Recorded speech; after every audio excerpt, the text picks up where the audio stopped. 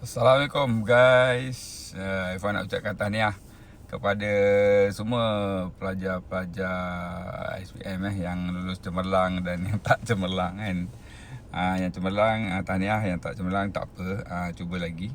Sebenarnya apa tahu, sebenarnya dalam hidup ni bukan semua orang dijadikan Allah Ta'ala dia hebat akademik kan. Sebab ada orang diciptakan Allah Ta'ala dia hebat kat tempat lain, dia hebat kat seni ke, dia hebat dekat sukan ke, dia hebat dekat TVET ke kan, kemahiran ke kan.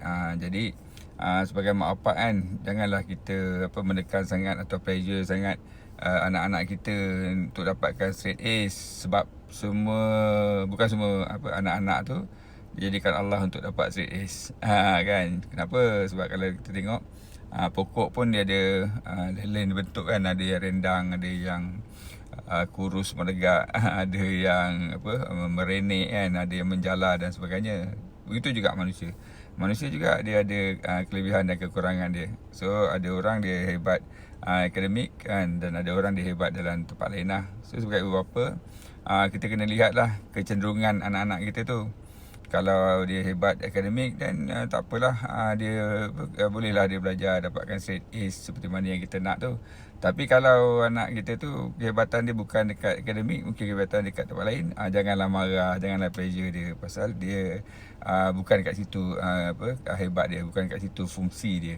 Jadi kita kena lihatlah apa kecenderungan kan anak kita tu. Kalau dia hebat sukan, mungkin kita boleh asah dia dalam bidang sukan. Kalau dia hebat seni, mungkin kita boleh asah dia dalam bidang seni lah. Dan begitulah seterusnya. So dalam hidup ni pentingnya pada FY lah, bukan kita perlu pandai, tetapi dalam hidup ni sebenarnya kita kena streetwise. Streetwise makna kita kena bijaksana. Sebab ada je orang yang based on SPM je tapi boleh jadi kaya raya, boleh berjaya dan sebagainya, betul tak? Dan ada je orang yang walaupun result dia straight Ace tapi dia tak ke mana je, biasa-biasa je kan. Dia macam tu. Life dengan kelulusan yang straight Ace pun belum tentu menjamin kehidupan yang jadikan anda seorang jutawan di masa depan lah.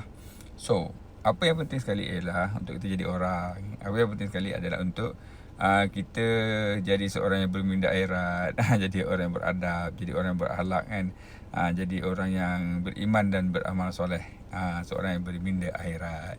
Alright tuan-tuan, jom pergi www.mindaakhirat.com. Kat situ ada tulis banyak tulisan tentangnya.